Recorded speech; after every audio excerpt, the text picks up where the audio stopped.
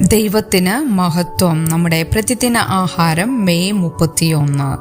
സങ്കടവും സന്തോഷവും. സന്തോഷഘോഷത്തിന്റെ ശബ്ദവും കരച്ചിലിന്റെ ശബ്ദവും തമ്മിൽ തിരിച്ചറിയാൻ കഴിയാതെയിരുന്നു. എസ്രായുടെ പുസ്തകം 3-ാം അധ്യായം 13-ാം വാക്യം.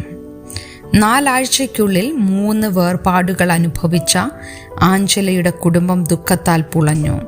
അവളുടെ അനന്തരവന്റെ പെട്ടെന്നുള്ള മരണത്തെ തുടർന്ന് ആഞ്ചലയും അവളുടെ 2 സഹോദരിമാരും 3 ദിവസം അടുക്കള മേശയ്ക്ക് ചുറ്റും ഒത്തുകൂടി.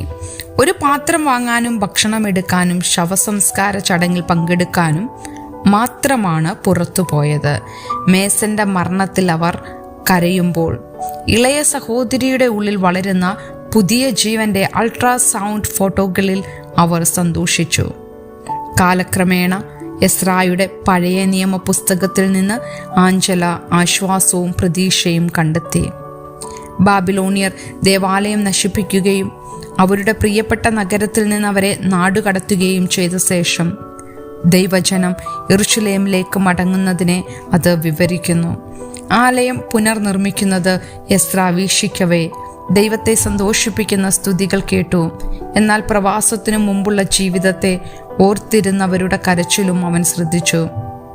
ഒരു വാക്യം പ്രത്യേകിച്ച് ആഞ്ചലയെ ആശ്വസിപ്പിച്ചു. അങ്ങനെ ജനത്തിൽ സന്തോഷഘോഷത്തിന്റെ ശബ്ദവും കരച്ചിലിന്റെ ശബ്ദവും തമ്മിൽ തിരിച്ചറിയാൻ കഴിയാതെയിരുന്നു. ജനം അത്യുച്ചത്തിൽ ഘോഷിച്ചുകൊണ്ട് ഘോഷം ബഹുദൂരം കേട്ടു.